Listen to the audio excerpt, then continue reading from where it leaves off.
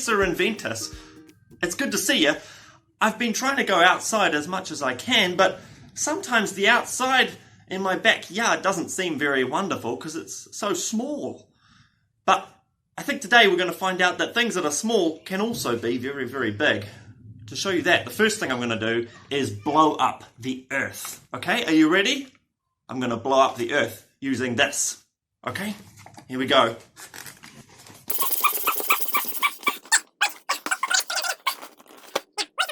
Oh my gosh, it's going down, it's going down. Now, what are some of your favourite animals that you can think of that live on the world?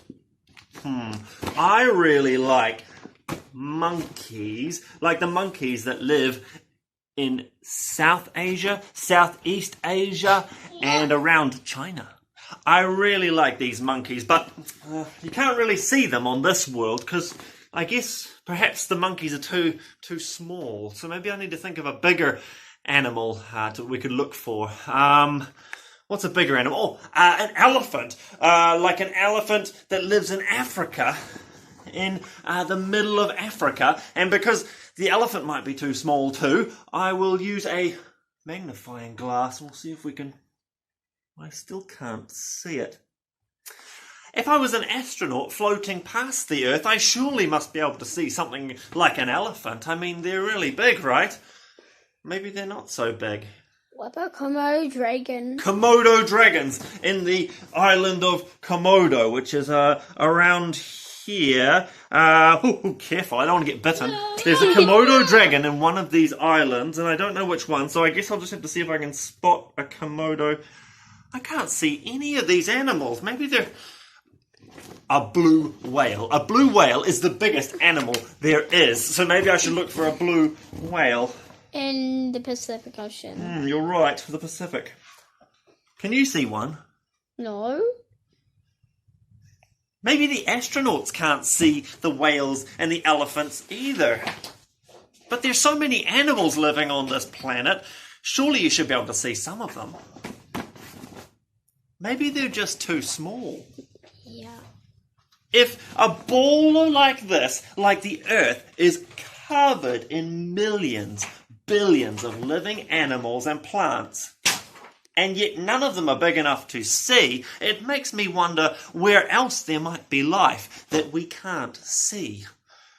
Perhaps we should go looking for the unseen living things. Are you ready? Yeah. Let's go outside. I'm here in the backyard with Dr. Pooh. We're going to go looking for life. We're going to lift up grass and bushes and see who's underneath. Stones, bits of wood, whatever we can look underneath, we're going to have a peek. And everything we find, we're going to take good care of. Because what we find in our backyard is taonga. If it's alive, it's precious. Another thing you need to remember, keep your hands out of the compost heap, because you will get sick. Yeah. Alright, we've got with us a rummaging rake, some containers to put our taonga finds in, our living things, and some special magnifying glasses. And we also have to stop at this. Alright, let's go! I'm going this way.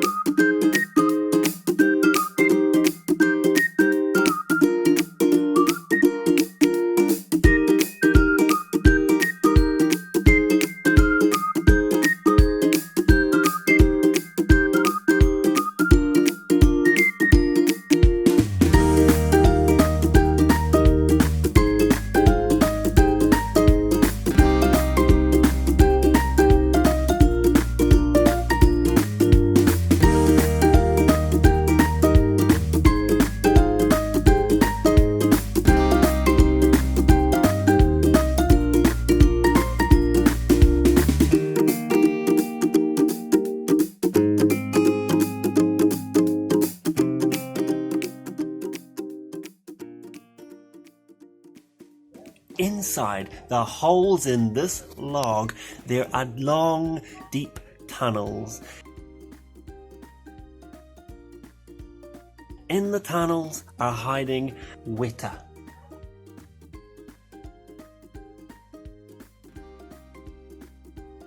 I can tell this wet is a girl because it's got this long spike coming out of its bottom. They're really quite harmless, although they do look a bit scary.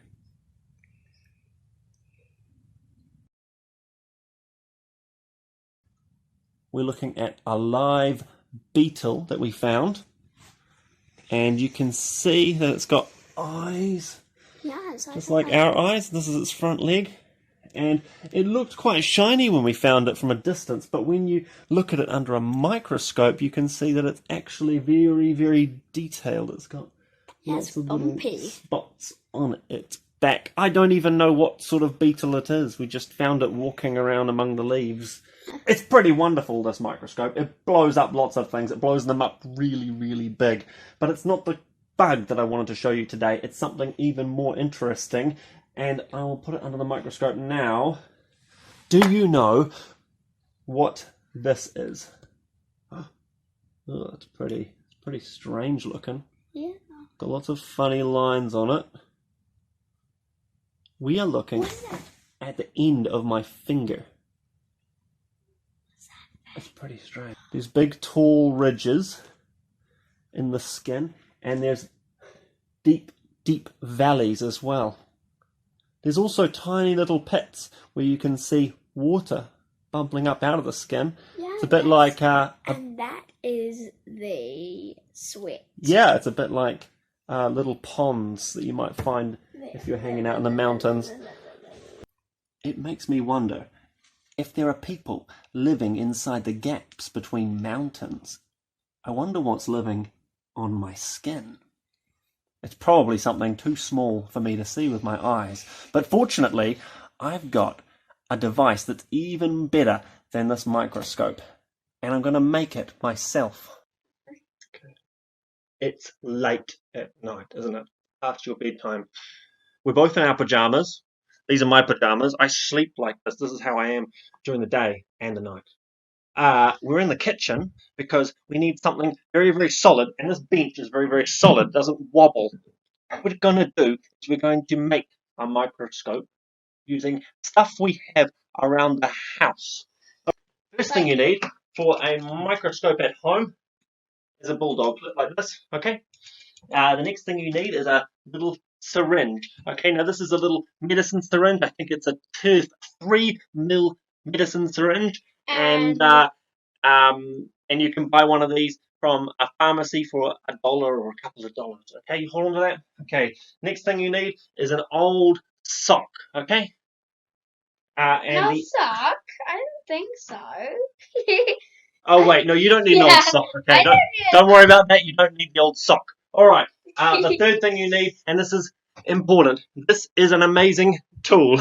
It's a pen at one end, but at the other end it is a laser pointer. Okay? Now, laser pointers are actually not toys. People often mistake them for toys, don't they? And they play with them, but they're not.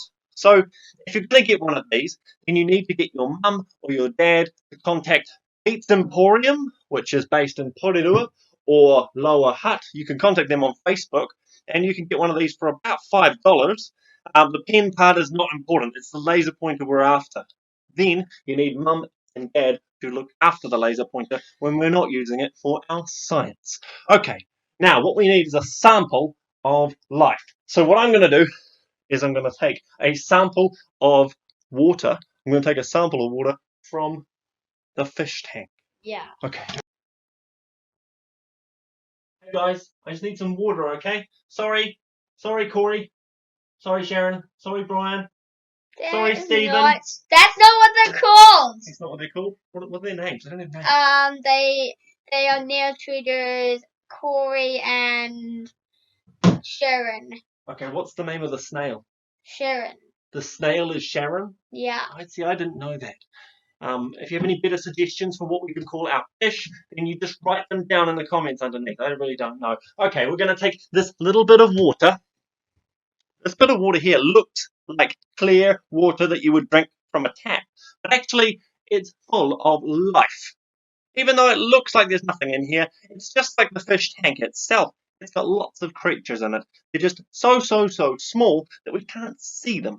Now, what I need to do to make my microscope is, if you move back a little bit, we're going to put this clip on the edge of this firm, low shelf, right here.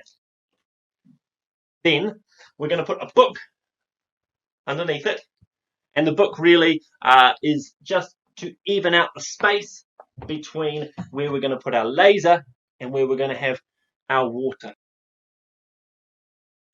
I've labelled this water because I might want to get water from other places.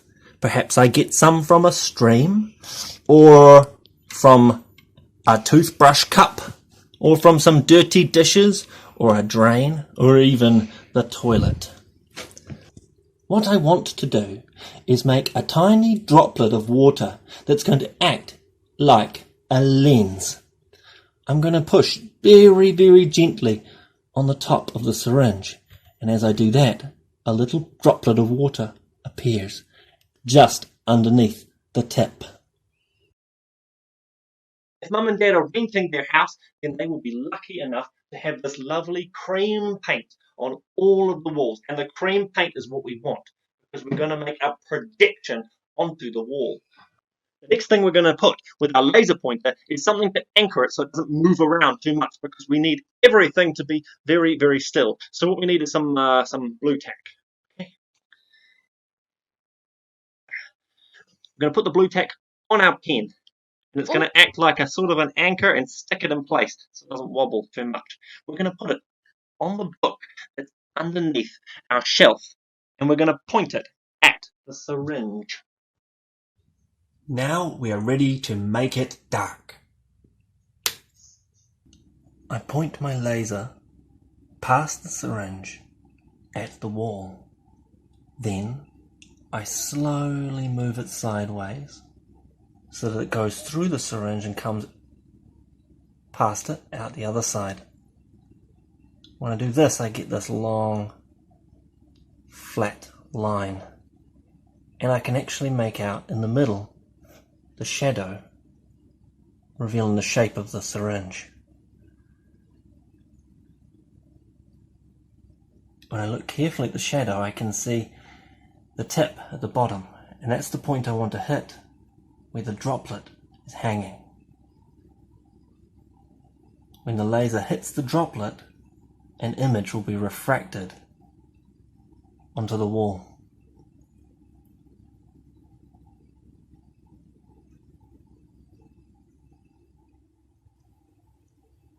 Every shadow I can see in the image is the shadow of something floating in that droplet of clear liquid. Some of the shadows look like little balls. Some of them seem like wiggly worms.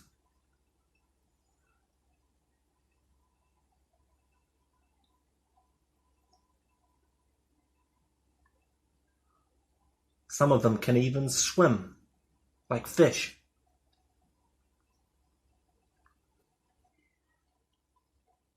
Some of them might be friendly and some of them might be bad. Some of them might be predators, like a spider or a wolf. Some of them are probably just sheep. I don't know much at all about these creatures.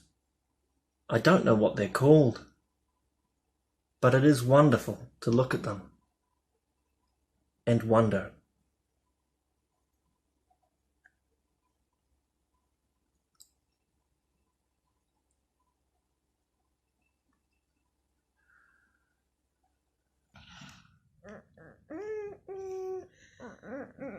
Oh.